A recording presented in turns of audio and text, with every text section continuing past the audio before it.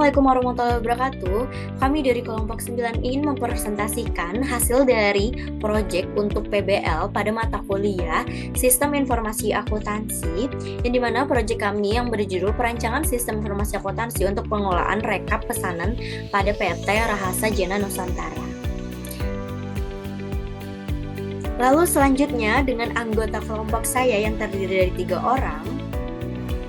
Dengan saya Nuriski Manda dengan NIM 632201116. Saya Rini Fatmasari Oktaviani dengan NIM 632200725. Dan dengan Devin Sebastian dengan NIM 632200033.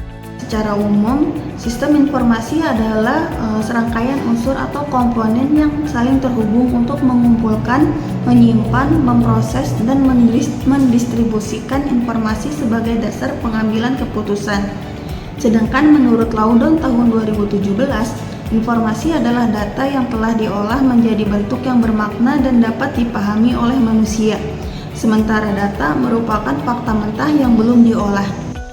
Lalu selanjutnya, sistem informasi terdiri dari beberapa komponen utama yang saling berinteraksi.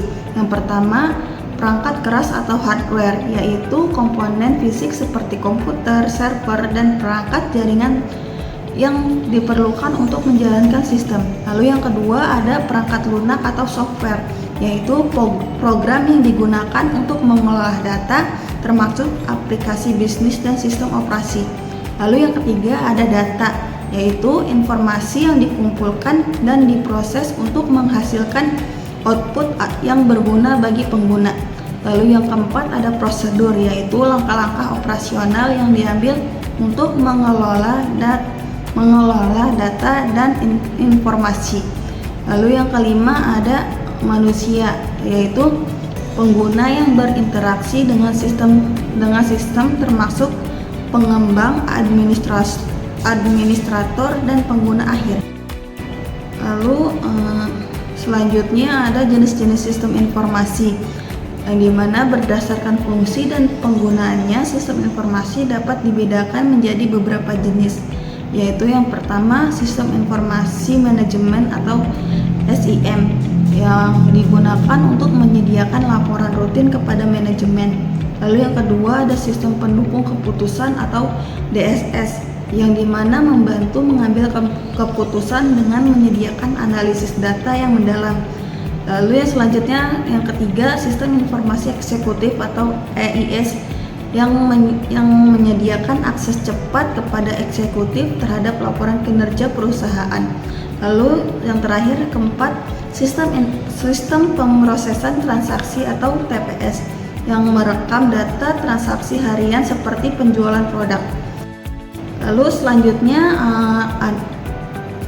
definisi sistem informasi akuntansi. Menurut Routledge dan Steinberg tahun 2018, sistem informasi akuntansi adalah sistem yang dapat mengumpulkan, mencatat, menyimpan, dan memproses data untuk menghasilkan informasi bagi para pembuat keputusan. Hal ini mencakup berbagai elemen seperti prosedur, data, perangkat lunak, infrastruktur teknologi informasi, dan kontrol internal. Lalu selanjutnya menurut Gelinas dan Dull tahun 2012, sistem informasi akuntansi adalah subsistem khusus dari sistem informasi yang mampu mengoleksi, memproses, dan melaporkan informasi yang berhubungan dengan aspek keuangan dalam peristiwa bisnis. Selanjutnya, tujuan sistem informasi akuntansi meliputi yang pertama, pengelolaan data transaksi, yaitu mengumpulkan dan menyimpan data seluruh transaksi keuangan perusahaan. Yang kedua, menyediakan informasi keuangan, yaitu memproses data keuangan menjadi informasi yang dapat digunakan dalam pengambilan keputusan manajemen. Lalu yang ketiga, efisiensi operasional, yaitu meningkatkan efisiensi biaya dan waktu dalam pengelolaan kinerja keuangan. Lalu yang terakhir, yang keempat, penyajian data yang akurat, yaitu menyajikan data keuangan secara sistematis dan akurat dalam periode akuntansi yang tepat. Selanjutnya di sini saya akan menjelaskan mengenai latar belakang PT Rahasa Jena Nusantara. Jadi PT Rahasa Jena Nusantara ini didirikan pada tanggal 6 Mei 2024 dengan pasangan suami istri, yaitu dengan Pak Rahmat Fadil Mazedi dan Sheila Febrinda Murphy. Di latar belakangi banyaknya pekerja yang sering kesulitan mendapatkan makanan sehat dan terjangkau di sekitar lokasi proyek menjadi motivasi utama pasangan ini untuk memulai usaha di bidang catering. Perusahaan ini tak hanya melayani kebutuhan konsumsi pekerja proyek, tapi juga menawarkan solusi lengkap bagi para mandor yang memerlukan sistem pengolahan konsumsi yang mudah, integrasi, dan terpercaya. Lalu selanjutnya di sini ada visi dan misi PT Rahasa Jena Nusantara, yang dimana visinya menjadikan Rahasa Jena Nusantara sebagai makanan bekal menjadi tersaji lebih mewah melalui jasa layanan profesional dalam perencanaan dan penyediaan makanan sehat dan enak bagi pelanggan khususnya dan masyarakat pada umumnya. Misinya, yang pertama memberikan pelayanan prima dengan profesional dan cepat tanggap, yang kedua menciptakan kualitas produk makanan yang sehat, bersih, serta memiliki kandungan nutrisi yang seimbang dengan harga yang terjangkau di semua kalangan, yang ketiga menjaga konsistensi dan ketetapan waktu dalam memberikan pelayanan terhadap pelanggan, yang keempat melakukan penanganan produksi dengan menjaga kualitas dan higienis. Lalu selanjutnya di sini ada struktur organisasinya, yang dimana direkturnya itu adalah Rahmat Fadil Mazedi, wakil direkturnya Sheila Febrinda Murphy, manajer satunya Januar, manajer 2-nya Abimanyu, staf administrasinya Arul, staf operasional Ramli, penjaga kantin Lestari, chef Rosalia, helper Wahyu. Lalu selanjutnya di sini ada proses bisnis sistem berjalan, yang dimana ada 4 poin penting, yaitu penerimaan pesanan melalui WhatsApp, yang kedua pencatatan kasbon oleh penjaga kantin, yang ketiga input data ke dalam spreadsheet Excel, yang keempat pembuatan laporan rekapitulasi pembayaran. Nah, lebih jelasnya lagi di sini akan dijelaskan pada activity diagram sistem berjalan, yaitu yang dimana menunjukkan alur proses manual mulai dari penerimaan pesanan, pencatatan kasbon, input data ke Excel, hingga pembuatan laporan penagihan. Diagram ini akan membantu memvisualisasikan alur kerja sistem yang berjalan. Di sini saya akan menjelaskan di mana yang pertama itu mandor mengirim pesanan melalui via WhatsApp, lalu selanjutnya diterima oleh tim operasional. Yang kedua, karena di sini ada catering dan pembuka kantin, jadi di sisi kantin customer atau pekerja itu memesan atau membeli di kantin melalui kasbon atau hutang, di mana penjaga kantin akan mencatat kasbon pekerja tersebut. Jadi ada data transaksi di kantin pun juga. Lalu selanjutnya catatan pesanan dan kasbon ini dikirim ke admin, staf admin. Lalu dari staf admin ini diolah menjadi diinput di datanya itu ke Excel atau di spreadsheet-nya. Lalu selanjutnya data pesanan dan kasbon direkap, pembuatan laporan penagihan, yang dimana akan dia melakukan cut-off-nya itu setiap 2 minggu melakukan penagihan. Lalu laporan dikirim ke mandor, dicek pihak mandor. Jadi kalau misalkan ada kesalahan penginputan atau double, bisa direvisi jika ada kesalahan. Lalu setelah approve dari penagihan tersebut, akan dilakukan payment oleh para pekerja dan mandor. Di sini ada spesifikasi sistem berjalan, yang dimana nih ada datanya nih, ada data mentah rekapan kasbon kantin nih, yang dimana saya jelaskan tadi. Yang pertama itu di kantin ini melakukan rekapan ini, mencatat transaksi yang di kantin proyek seperti tersebut nih. Nama pekerja yang melakukan pembelian, ada nama pekerjanya, misalnya ada namanya Diki gitu. Lalu barang atau makanan diambil dari kantin, misalnya Diki K itu kopi. Lalu tanggal pembelian terjadinya kasbon, tuh ada tanggal 11 dan tanggal 12 November. Lalu ada nama perwakilan mandora dari rombongan pekerja, tuh ada namanya Mail. Spesifikasi sistem berjalan itu adalah data pemesanan melalui WhatsApp. Pesanannya mencakup jenis makanan yang dipesan, seperti sarapan, makan siang, makan malam. Yang kedua, jumlah porsi yang dibutuhkan dari pesanan tersebut. Yang ketiga, nama mandor dan pekerja yang memesan. Selanjutnya ada pesanan yang diterima nih seringkali tidak terstruktur sehingga staf admin harus memilah dan mencatat di dalam spreadsheet untuk proses berikutnya.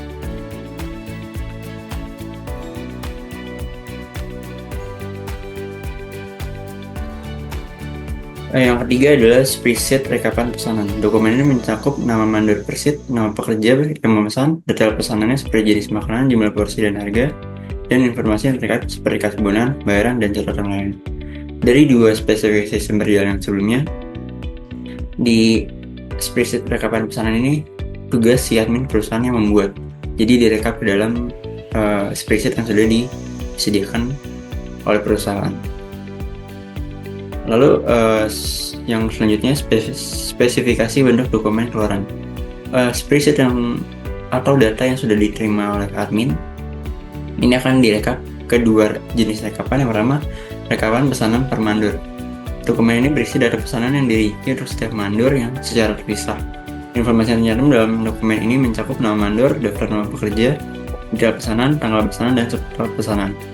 Lalu yang kedua, ini ada rekapan seluruh mandor. Jadi dari rekapan per mandor, dari rekapan seluruh mandornya digabung jadi satu spreadsheet lagi, berisikan daftar nama mandor, total pesanan per mandor, dan total pesanan dan keterangan lainnya yang dibutuhkan. Dari perusahaan ini ada beberapa permasalahan pokok, ada 5 ya. Yang pertama, kesalahan input manual. Kesalahan input manual ini terjadi karena banyaknya data yang diterima oleh seorang staff admin, seperti nama mandornya, pesanannya, jumlahnya. Itu dikarenakan banyak data yang diterima bisa membuat kesalahan atau human error dalam penginputannya. Yang kedua, miskomunikasi dalam pembatalan pesanan. Pesanan yang telah dipesan seringkali juga terjadi pembatalan yang staf admin sendiri tidak bisa mengkontrolnya atau tidak bisa notice kalau ada pembatalan. Jadi tidak terima pembatalannya sehingga terjadi miskomunikasi. Yang ketiga, proses input data yang memakan waktu dikarenakan datanya banyak dan manual penginputannya juga. Itu membuat waktu yang diperlukan menjadi cukup lama. Yang keempat, keterlambatan dalam pembuatan laporan keuangan. Karena input manual juga, karena datanya banyak, pengelolaan datanya juga menggunakan waktu yang banyak, perlu ketelitian.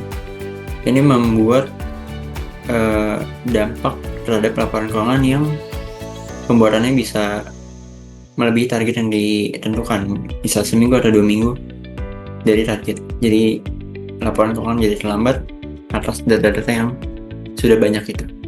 Yang kelima, kesulitan dalam mengelola data yang beragam. Data yang beragam ini mencakup nama mandornya, nama pekerjanya, pesanannya, pembayarannya. Jadi data-data tersebut harus dikelola menjadi satu yang dimana terlalu kompleks dan terlalu banyak. Pemecahan masalahnya adalah yang pertama, otomatisasi input data dengan integrasi WhatsApp. Jadi yang tadinya data masuk ke WhatsApp, data ini terintegrasi dengan sistem yang dimana langsung di sistem tersebut admin bisa dapat rekapannya secara langsung. Yang kedua, pencatatan pembatalan pesanan dengan sistem notifikasi. Permasalahan yang pertama salah satunya adalah tidak diketahuinya oleh admin terjadi pembatalan pesanan. Dengan adanya sistem ini, pembatalan langsung bisa ternotis dan langsung terjadi pembatalan. Yang ketiga, penggunaan sistem berbasis web untuk pengelolaan data. Jadi data yang sudah didapat dari para mandor, pesanannya dan segala macamnya, seorang admin ini bisa langsung mengelolanya di sistem yang berbasis web. Jadi tidak perlu menarik atau segala macam, dia tinggal terima doang dan bisa dikelola di satu web yang sama. Yang keempat, laporan keuangan otomatis dengan fitur rekapitulasi. Jadi seorang admin ini tidak perlu membuat laporan keuangan lagi. Jadi dari pengolahan data yang sudah di dalam berbasis web tersebut secara otomatis telah terrekapitulasi untuk pembuatan laporan keuangan. Yang kelima, pengolahan data terpusat dengan database MySQL. Ini lebih ke arah penyimpanan data yang sudah dibuat, yang sudah diolah itu ke dalam satu database yang sama, sehingga di database tersebut bisa tersimpan dengan rapi dan aman. Demikian presentasi dari kelompok kami. Sekian dan terima kasih.